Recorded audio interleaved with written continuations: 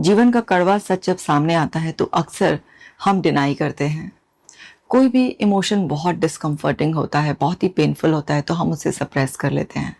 जब इनसिक्योरिटी बहुत लगती है तो अक्सर ब्लेम करने लगते हैं। पता है आपको, हम लोग साइकोलॉजिकल शील्ड यूज़ करते हैं जिसे कहते हैं डिफेंस मैकेनिज्म। ये हम अनकॉन्शियसली यूज़ करते हैं। Anxiety, shame, blame, discomfort, emotional pain, इन सब चीज़ों से बचने के लिए हम एक साइकोलॉजिकल शील्ड यूज़ करते हैं, जिससे हमें ऐसा इल्यूजन होता है कि हम बच रहे हैं। पर अगर हम इस शील्ड का ज़रूरत से ज़्यादा इस्तेमाल करते हैं तो बेसिकली हम इस शील्ड के पीछे तिल तिल करके और ज़्यादा पेन में जा रहे होते हैं, और ज़्यादा हमारी लाइफ में प्रॉब्लम्स ऐड हो रही होती हैं। तो साइकोलॉजिकल शील्ड को कभी कभी यूज़ करना नॉर्मल है, लेकिन ज़रूरत से ज़्यादा इसको यूज़ करना और एक्चुअल कॉजेज़ को ठीक ना करना, ये लॉन्ग टर्म में बहुत पेनफुल हो जाता है। तो अगर आप लॉन्ग टर्म पेन से बचना चाहते हो तो आपको समझना होगा और अवेयर होना होगा कि मेरे अंदर कौन कौन से डिफेंस मैकेनिज्म हैं जो अनकॉन्शियसली मैं यूज़ कर लेता हूँ। आज मैं सिर्फ 5 डिफेंस मैकेनिज्म के बारे में इस वीडियो में बात करूँगी। मैं इसके कई सारे पार्ट्स बनाऊँगी। आपको देखकर अवेयर होना है, क्योंकि टेम्परेरीली ये हमें कंफर्टेबल कर देते हैं, लेकिन लंबे समय में, जैसा मैंने बताया, कि ये बहुत ज़्यादा पेन बढ़ा देते हैं। इसलिए इनका अवेयर होकर यूज़ करना ही सही है। अनअवेयर स्टेट में जब हम इसे यूज़ करते रहते हैं तो ही तकलीफ बनती है।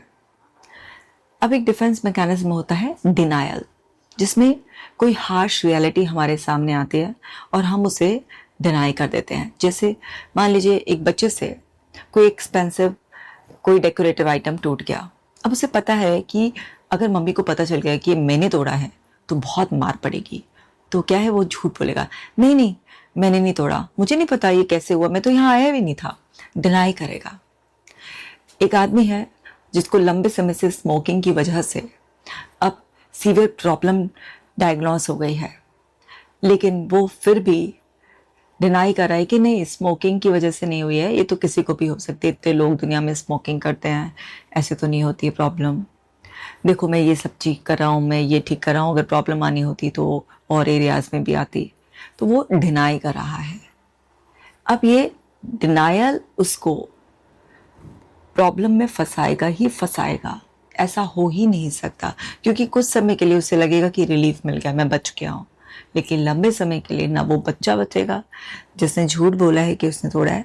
पता चल ही जाएगा कि उसने तोड़ा है, उसकी डांट तब भी पड़ेगी, पिटाई तब भी पड़ेगी। और ऐसे ही ये जो स्मोकिंग कर रहा है, इसकी प्रॉब्लम अंदर अंदर बढ़ती चली जाएगी।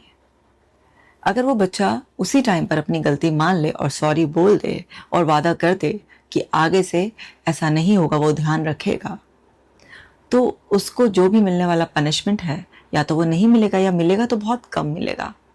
ऐसे ही अगर ये आदमी अवेयर हो जाए कि स्मोकिंग की वजह से ही इतने सीवियर हेल्थ इश्यूज आ रहे हैं और मुझे स्मोकिंग को धीरे धीरे कम करके ख़त्म करना है, तो आगे जो पेन ऐड हो सकता है, जो हेल्थ कंडीशन सीवियर हो सकती है, उससे बचा जा सकता है। तो टेम्परेली अपने आप को कंफर्ट देने के लिए ये डिफेंस मैकेनिज्म का इस्तेमाल करना अनहेल्दी है। ये एक अनहेल्दी डिफेंस मैकेनिज्म है। एक और डिफेंस मैकेनिज्म होता है रैशनलाइजेशन। जब सिचुएशन हमारे कंट्रोल से बाहर होती है, कुछ भी चीज़ हमें ना मिलती नहीं है, तो क्या है, अक्सर ना हम रैशनलाइज करने की कोशिश करते हैं, यानी कि ऐसा एक एक्सक्यूज़ बनाते हैं जो लॉजिकली साउंड लगता है, बिल्कुल एक्यूरेट लगता है। जैसे अंगूर खट्टे हैं, है ना, तो लोमड़ी जब अंगूर तक नहीं पहुंच सकी थी तो उसने कहा अंगूर खट्टे हैं। अब कैसे पता बिना खाए कि अंगूर खट्टे हैं? तो अब आपको समझना है कि हम सभी कभी कभी रैशनलाइज करते हैं। जैसे अगर एक लड़की है, उसको एक लड़के ने चीट कर दिया, अब उसके बाद वो अपनी अनकंफर्टेबल फीलिंग से बचने के लिए ऐसे बोले, वो लड़का वैसे भी मेरे स्टैंडर्ड का नहीं था, मेरे लायक ही नहीं था, और मुझे तो कुछ कुछ साइंस नज़र भी आ रहे थे जो रेड फ्लैग्स लग रहे थे, अच्छा हुआ।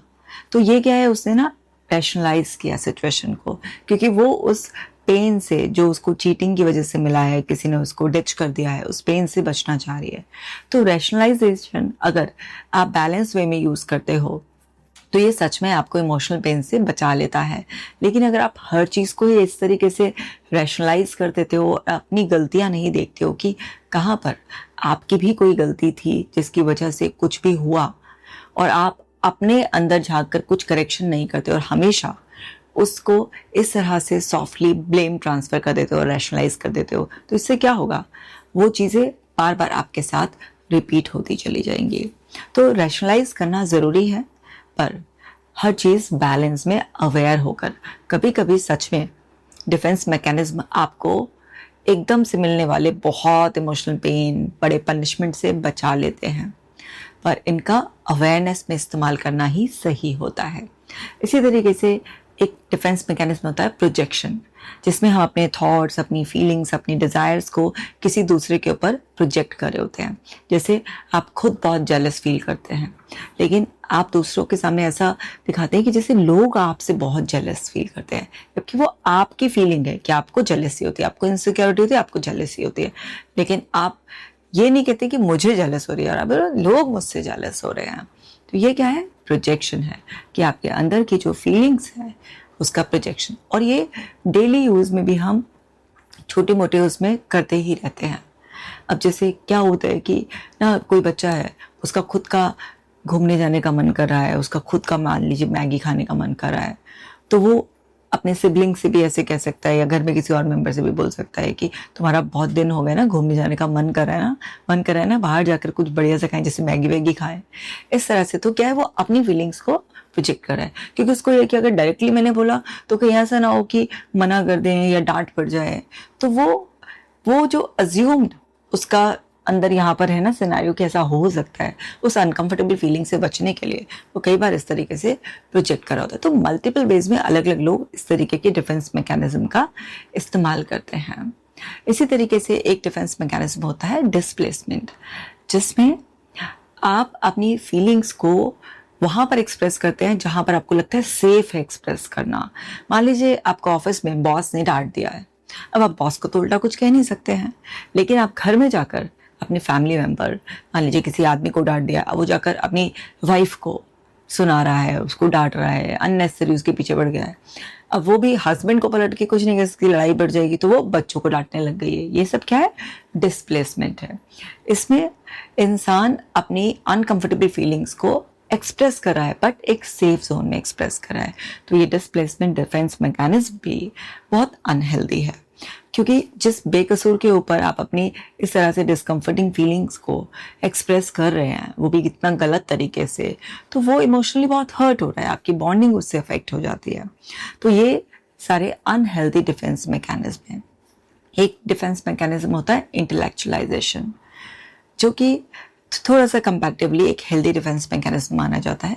जैसे एक पर्सन है, अब उसको कोई बहुत सीवियर इलनेस डायग्नोस हो गई है, अब वो रोने धोने की बजाय ये मेरे साथ क्यों हुआ, ये सब दुख मनाने की बजाय अब वो नेक्स्ट इस बात पर ध्यान दे रहा है कि क्या किया जा सकता है, कौन कौन से ट्रीटमेंट्स अवेलेबल हैं, किस तरह से मुझे अपनी टेक केयर करनी है, लाइफस्टाइल चेंज करना है, क्या ऐसा सपोर्ट लेना है जिसकी वजह से मेरी ये प्रॉब्लम अब ख़त्म हो जाए या अच्छे से मैनेज हो जाए, मैं बेटर हो जाऊं। तो उसका फोकस क्या है, अब सोल्यूशन पार्ट पर है, ना कि उसी चीज़ का दुख मनाने से या फिर रोने से। तो रोने, बार बार दुख मनाने की बजाय वो अब मूव कर रहा है रिकवरी की तरफ। तो ये इंटेलेक्चुअलाइजेशन जो है, ये एक हेल्दी डिफेंस मैकेनिज्म की कैटेगरी में आता है। आपको ये समझना है कि डिफेंस मैकेनिज्म हेल्दी भी होते हैं और अनहेल्दी भी होते हैं। मोस्टली लोग अनहेल्दी वे में यूज़ करते हैं और मोस्टली डिफेंस मैकेनिज्म अनहेल्दी ही होते हैं लॉन्ग रन के पर्सपेक्टिव से देखा जाए तो। जैसे रैशनलाइजेशन को हम फिर भी थोड़ा सा एक हेल्दी वे में रख सकते हैं अगर सही तरीके से यूज़ किया जाए, और ऐसे ही इंटेलेक्चुअलाइजेशन ये एक हेल्दी डिफेंस मैकेनिज्म माना जाता है। अभी मैंने सिर्फ 5 ही डिस्कस किए हैं, ये बहुत सारे हैं, मैं इसके कई सारे पार्ट्स बनाऊंगी, 5 को इस तरह से डिस्कस करती रहूंगी।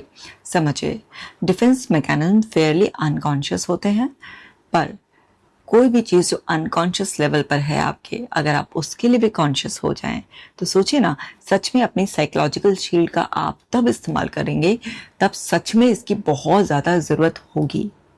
पर अननेसेसरी सिर्फ अपने आप को टेम्परेली बचाने के लिए इन डिफेंस मैकेनिज्म का इस्तेमाल आपका माइंड करता रहेगा तो यकीन मानिए लॉन्ग रन में ये आपके लिए सच में पेनफुल हो जाता है।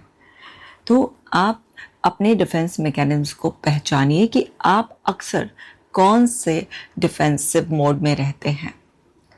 तो आप जब अवेयर हो जाएंगे तो एक्चुअल में आप इसे एक वेपन की तरह यूज़ करेंगे और आप अपने आप को प्रोटेक्ट कर लेंगे, क्योंकि हम सभी अनकंफर्टेबल फीलिंग्स से ना, थॉट प्रोसेस से या हमारे अनहेल्दी बिहेवियर से, हमारे अंदर की शेम से, एंजाइटी से, इनसिक्योरिटी से, ऐसे बहुत सारी तमाम डिस्कम्फर्टिंग फीलिंग्स होती हैं जिससे हम डे टू डे बेसिस पर गुजरते हैं। लेकिन बहुत सारे और रिलीज़ करने के तरीके होते हैं जिससे हम उन सारी अनकंफर्टेबल फीलिंग्स को रिलीज़ कर सकते हैं, वो भी बिल्कुल हेल्दी वे में। So my dear ones, comment section में आप मुझे लिखकर बताइएगा कि इन 5 डिफेंस मैकेनिज्म में से आप कौन सा डिफेंस मैकेनिज्म ज़्यादा यूज़ करते हैं, और जल्दी से आप इसका पार्ट 2 देखना चाहते हैं तो उस कमेंट सेक्शन में ये भी लिख दीजिएगा कि पार्ट 2। तो फिर मैं और सारे डिफेंस मैकेनिज्म आपको समझाऊंगी। आप अपना खास ख्याल रखना और इस वीडियो को ज़रूर शेयर करना।